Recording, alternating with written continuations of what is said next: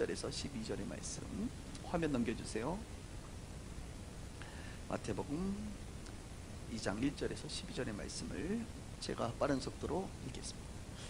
헤롯 왕 때에 예수께서 유대 베들레헴에서 나시매 동방으로부터 박사들이 예루살렘에 이르러 말하되 유대인의 왕으로 나신 이가 어디 계시냐? 우리가 동방에서 그의 별을 보고 그에게 경배하러 왔노라 하니 헤롯 왕과 온 예루살렘이 듣고 소동한지라. 왕이 모든 대제사장과 백성의 서기관들을 모아 그리스도가 어디서 나겠느냐 물으니 이르되 유대 베들레헴이 오니 이는 선지자로 이렇게 기록된 바 또 유대 땅 베들레헴아 너는 유대 고을 중에서 가장 작지 아니하도다. 내게서 한 다스리는 자가 나와서 내 백성 이스라엘의 목자가 되리라 하였음이니라. 이에 헤롯이 가만히 박사들을 불러 별이 나타난 때를 자세히 묻고 베들레헴으로 보내며 이르되 가서 아기에 대하여 자세히 알아보고 찾거든 내게 고하여 나도 가서 그에게 경배하게 하라. 박사들이 왕의 말을 듣고 갈새 동방에서 보던 그 별이 문득 앞에 인도하여 가다가 아기 있는 곳 위에 머물러 서 있는지라. 그들이 별을 보고 매우 기뻐하더라. 집에 들어가 아기와 그의 어머니 마리아가 함께 있는 것을 보고 엎드려 아기께 경배하고 보비압을 열어 황금과 유황과 모략을 예물로 드리리라. 같이요. 그들은 꿈에 헤롯에게서 돌아가지 말라 지시함을 받고 다른 길로 고국에 돌아가니라. 아멘. 네. 세상의 사람들은 오늘 같은 날 크리스마스 성탄절에 특별히 자신의 만족을 위해 시간들을 보냅니다. 영화를 보거나 멋진 식사를 하거나 축제를 즐기지만 우리 그리스도인들은 성탄절의 주인공이신 예수님의 탄생을 진심으로 축하하며 경배하고 예배하는 시간을 갖습니다. 오늘 여러분들이 짧게나마 우리가 또 이 드럼과 함께 또 주님을 찬양하고 했는데요. 2부 예배 때는 또 우리 아이들이 영유아부터 시작해서 청년의 리기까지 모두가 하나님을 경배하는 시간들을 갖습니다. 목소리로 주님을 높여드리고 몸짓으로 주님을 높여드리고 이렇게 예배하는 것이야말로 우리 그리스도인들과 세상 사람들의 차이라고 말할 수가 있겠습니다. 인류가 알고 있는 지식 중에 80%는 지금 우리가 살고 있는 시대 속에서 나타난다고 합니다. 그러니까 세상 사람들이 알고 있는 지식들이 현실로 나타나는 것이 바로 80% 우리가 살고 있는 이런 복잡한 시대를 우리가 살고 있는데 아주 중요한 것 중에 하나는 그 지식의 방향이 어디를 향하고 있느냐, 이것이 매우 중요합니다.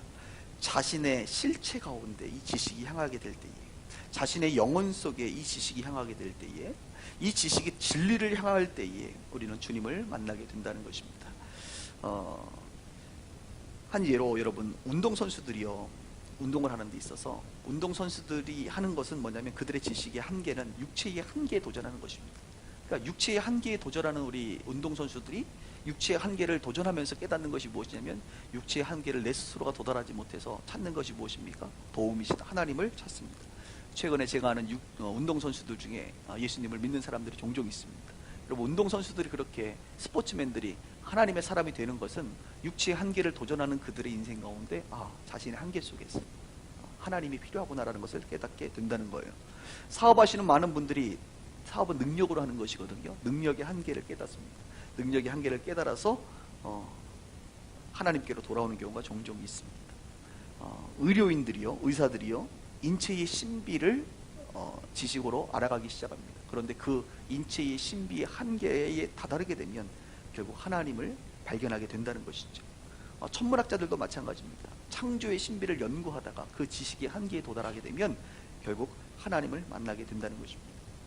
가정주부들이 주님을 만나는 결정적인 이유 중에 하나는 자녀들을 양육하는 것이 가정주부들이 가장 중요한 것 중에 하나인데, 자녀들을 양육하다 보면 자신들의 한계를 경험하여 이 아이를 내가 내 능력으로 키울 수 없구나라는 것을 깨닫고 주님께로 돌아온다는 것이죠. 이토록 많은 사람들은 자신의 한계를, 지식의 한계, 능력의 한계 가운데 있을 때에 그 한계 속에서 누구를? 자기 자신을 바라볼 때에, 진리를 탐구할 때에 주님을 만나게 된다는 것입니다. 아주 재미있는 예화가 하나 있습니다. 교도소에서 있었던 일인데요. 이제 교도관이 많은 죄수들을 본단 말입니다. 그 죄수들을 보면서 깨닫는 것이 하나 있었습니다. 참 죄수들이 무지하구나. 이 사람들이 공부를 열심히 안 해가지고 이렇게 죄를 짓고 감옥에 왔다라고 그들은 생각한 것 같아요. 그래서 한 교도관이 이 수많은 죄수들 중에 글자를 못 읽는 죄수를 딱 발견한 거예요. 그러니까 문맹이죠, 문맹. 그래서 내가 이 사람을 변화시키겠다 하고 결국은 이 지식이 없어가지고 사람이 이렇게 감옥에 오니까 가르쳐야겠다 해서 아는 것이 힘이다. 이런 이제 말을 하면서 글을 가르쳐 주기 시작합니다. 그래서 한 죄수가 이제 복역 기간 동안 이 교도관을 통해서 한글을 깨닫게 되죠. 그래서 이제 문맹을 이제 문맹에서 벗어나게 되었습니다. 그리고 나서 몇 년이 지났습니다. 그런데 이 감옥에 또 그 죄수가, 내가 가르쳤던 그 죄수가 다시 들어온 거예요. 그래서 물어봅니다. 너 도대체 왜 들어왔냐? 내가 너에게 한글을 가르쳐줬지 않느냐? 너가 이제 죄를 안 지어도 되는데 왜 죄를 짓고 다시 들어왔냐? 그랬더니 그 죄수가 하는 말이 저는 문서 위조죄로 다시 들어오게 되었습니다. 이렇게 말을 했다는 거예요.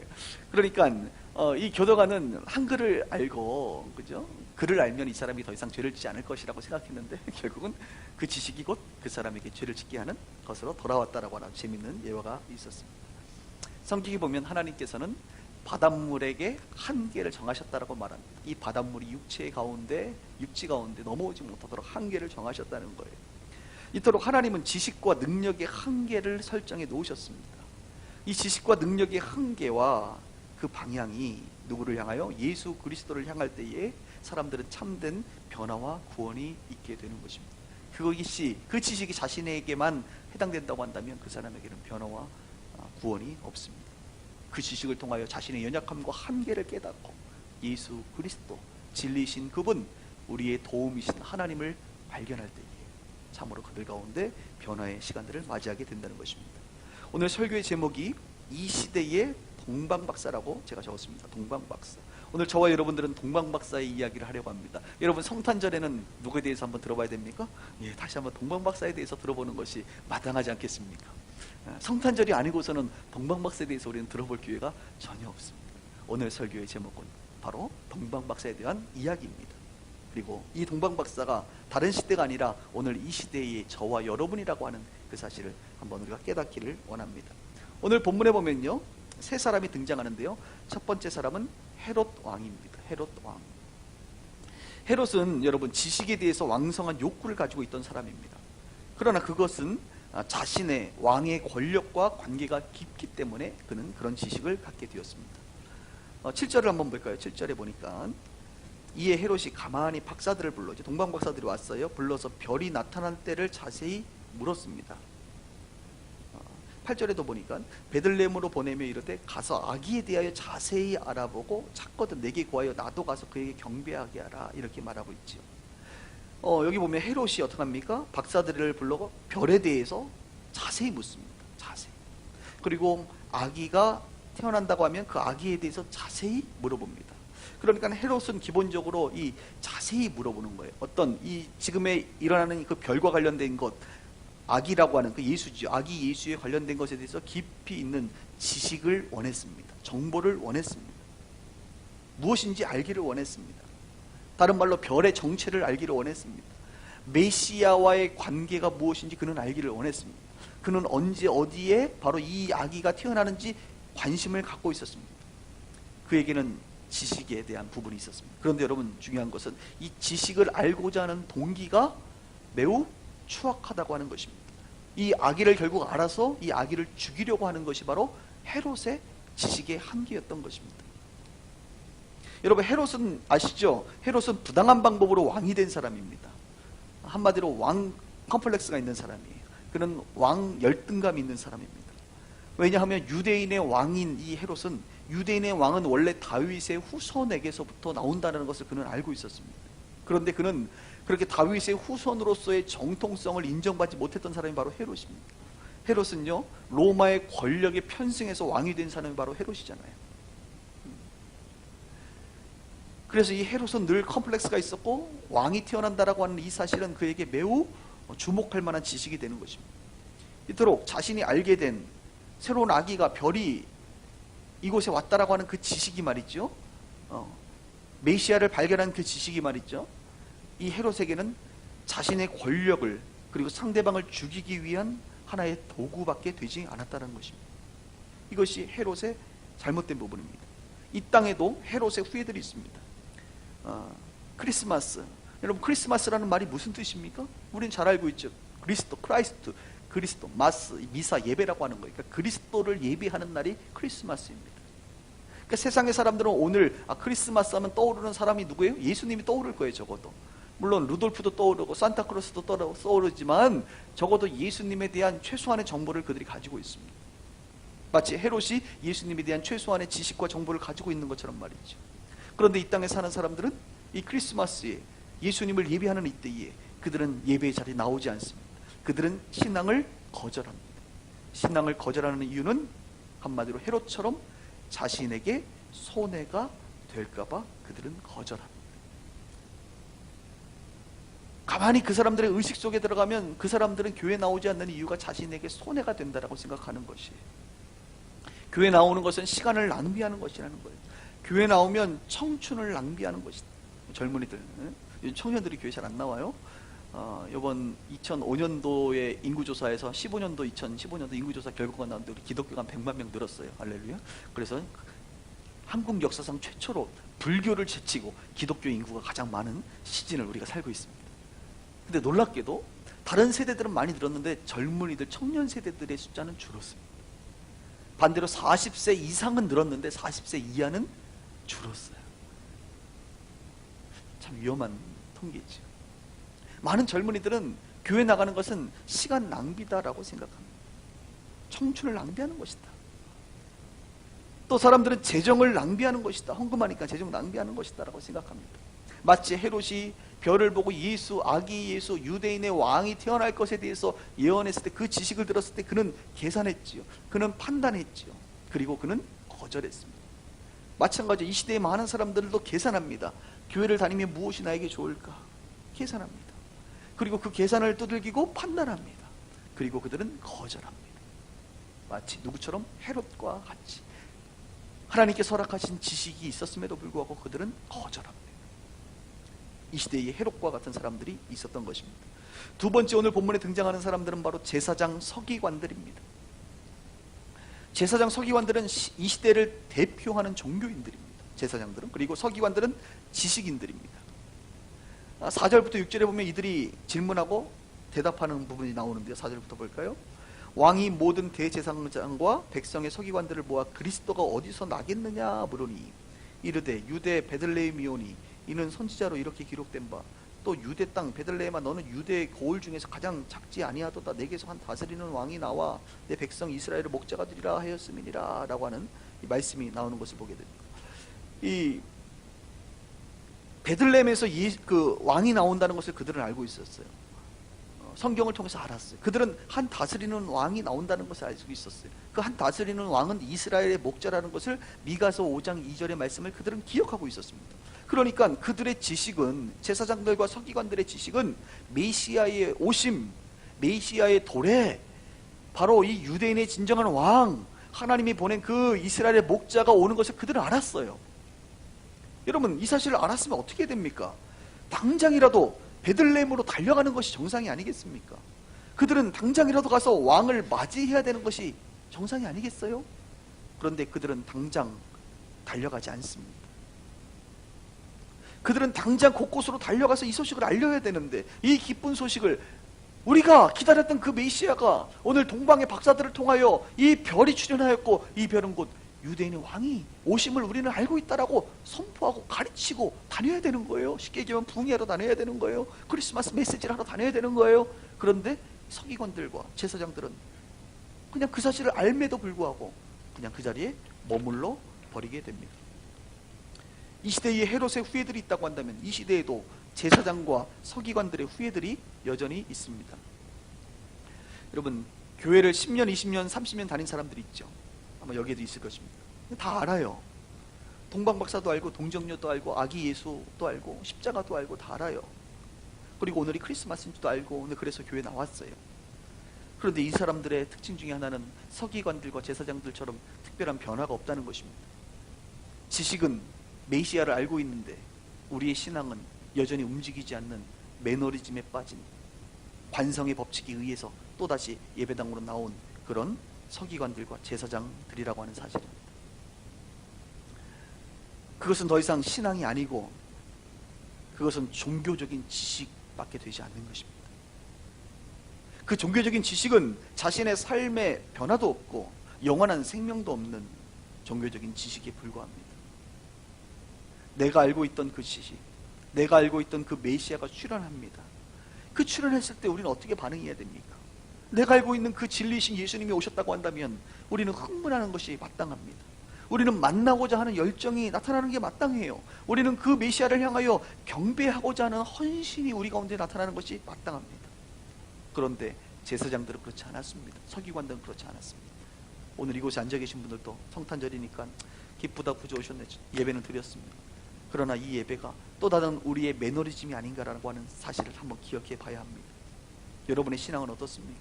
제사장이나 서기관들처럼 그들의 후예가 되고 있지는 않는지 한번 돌아봐야 된다는 것입니다. 세 번째 사람이 등장합니다.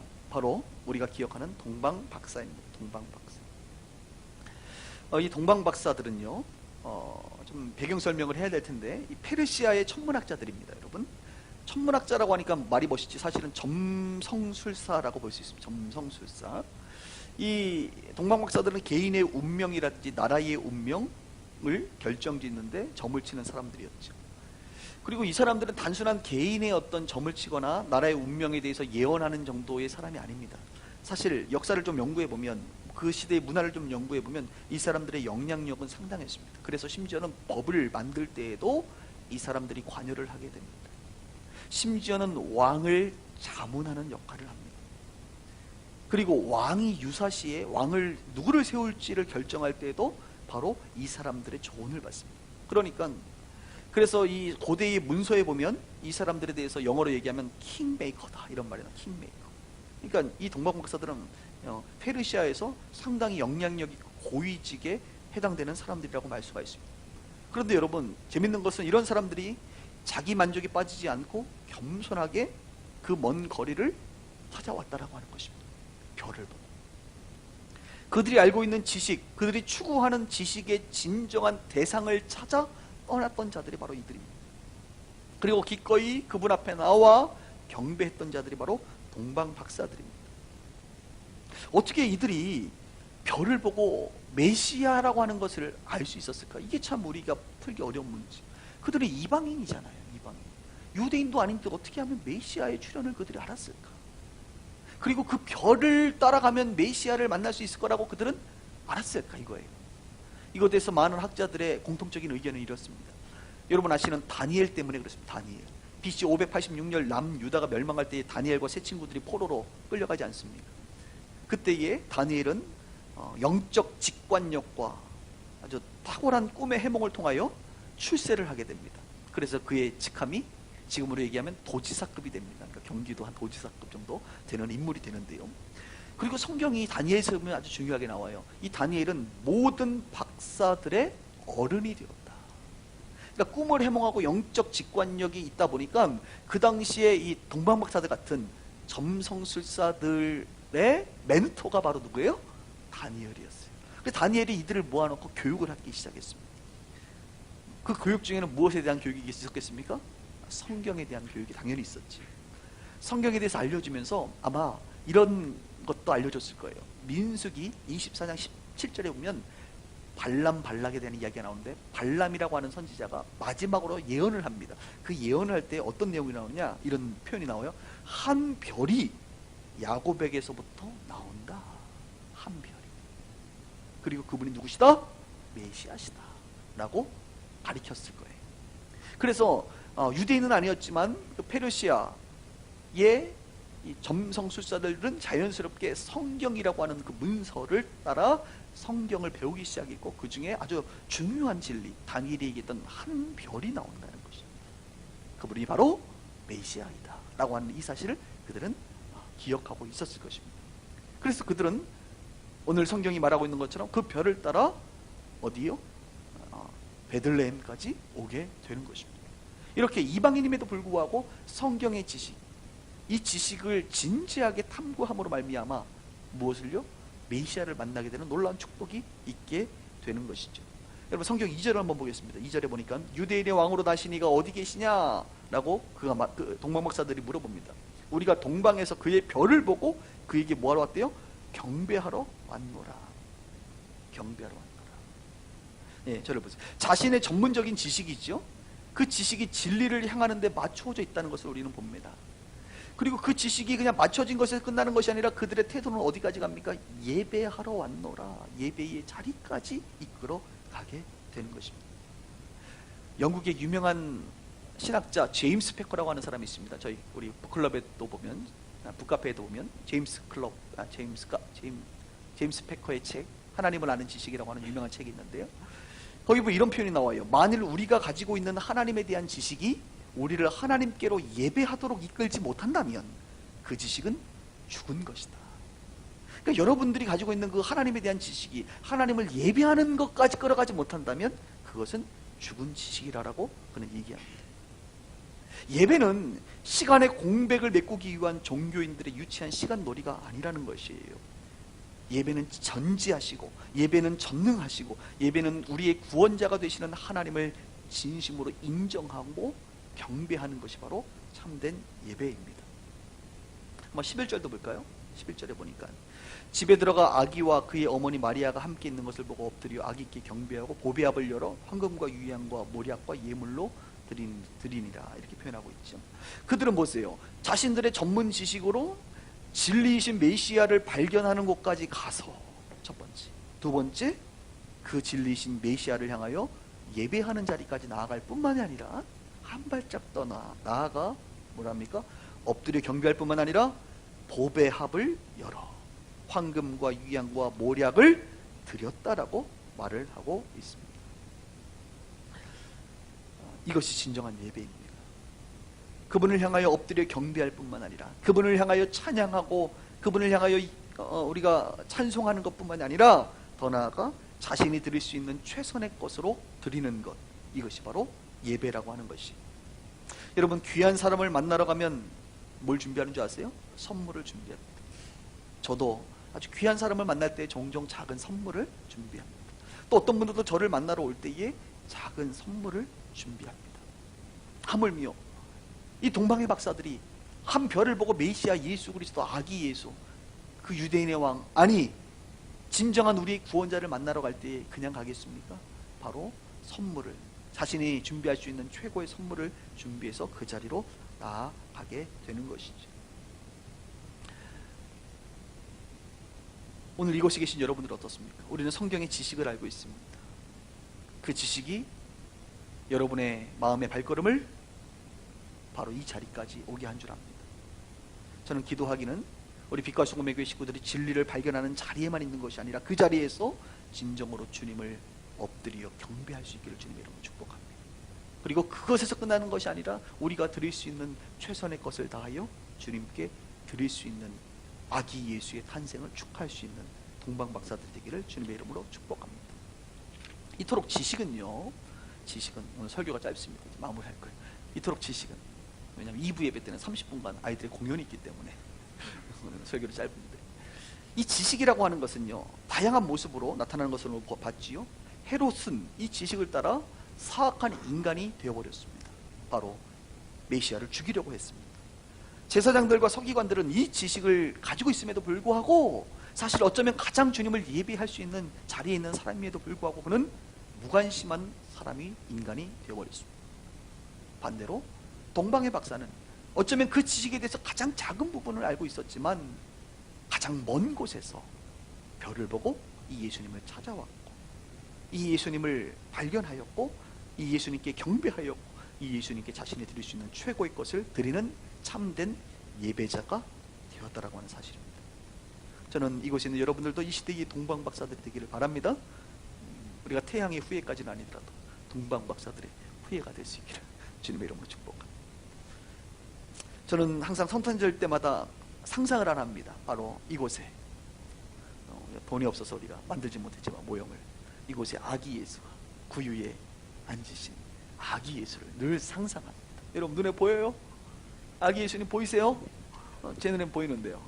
아기 예수를 우리가 이렇게 모셔놓고 목자들과 동방박사들이 그 주위에 둘러 앉은 것이 이 시간 우리가 둘러 앉아있지 않습니까? 그것을 늘 상상합니다. 그리고 오늘 우리는 이 아기 예수의 탄생을 축하하며 엎드려 경배하고 예배하는 자들이 되어야 될 것입니다. 그리고 이분에게 우리가 가지고 있는 그 모든 것을 어쩌면 내어놓을 수 있어야 할 것입니다. 그런데 우리가 드리려고 하면 사실 드릴 게 별로 없습니다. 그렇죠? 드릴 게 별로 없습니다. 이것과 관련돼서 아주 유명한 성탄절의 시가 하나 있습니다. 아시는지 모르겠어요, 여러분. 영국의 그 작가 있죠, 작가 단테라고. 단테. 그 단테 원래 이름은 단테 로제티인데요. 이 사람은 화가이기도 하고 시인이기도 합니다. 이 단테 로제티의 여동생이 있습니다. 그 여동생은 아주 그 별명이 하나 있어요. 영원한 소녀 시인이다. 왜냐하면 결혼을 안 한 것 같아요. 그래서 영원한 소녀 시인 로제티, 크리스찬 로제티라고 하는 이 여성이 성탄절 예수님에 대해서 시를 하나 썼습니다. 한번 잘 들어보십시오. 주님, 내가 동방박사라면 황금과 유향과 모략을 드릴 수 있었을 터인데, 주님, 내가 만일 양치는 목자라면 어린 양 중에 하나를 주 앞에 드릴 수 있었을 터인데, 그러나 주님, 나는 주님 앞에 내 자신밖에 드릴 것이 없습니다 라고 하는 아주 유명한 시를 쓴 적이 있죠. 저는 이 소녀 시인, 지금은 유명한 사람이 되었지만 그 당시에 좀 가난했던 것 같습니다. 내가 동방박사라면 이런 좋은 것을 황금을 드릴 수 있었고, 내가 목자라면 양을 한 마리 잡아 드릴 수 있었고, 내가 요리사라면 좋은 요리를 해서 주님을 대접을 할 수 있었고, 여러 가지 우리가 드릴 수 있었을 텐데, 주님, 나는 가진 게 없습니다. 그래서 나는 내 마음을 다하여 내 자신밖에 드릴 것이 없습니다. 내 자신만 드립니다 라고, 아니면 또 이것은 역설적으로 내 자신을 가장 소중한 것을 주님께 드리겠습니다 라고 하는 역설적 표현이기도 하지. 오늘 우리가 이 성탄절을 맞이하면서, 그리고 12월 마지막 주 주일을 보내면서 이 주님의 오심을 다시 한번 기념하고 2017년도를 맞이하면서, 주님, 내가 주님께 무엇을 드리며 주님을 예배할 수 있을까? 내가 드릴 건 없지만 어쩌면 가장 소중한 내 전부인 나 자신을 주님께 올려드리는, 그것으로 주님의 탄생을 축하하고 주님의 다시 오심을 준비하고 주님과 함께 더불어 주님을 예배하는 자가 되겠습니다라고 하는 고백이 우리 빛과 소금의 교회 성도들 가운데 있기를 주님의 이름으로 축원합니다. 기도하십시오.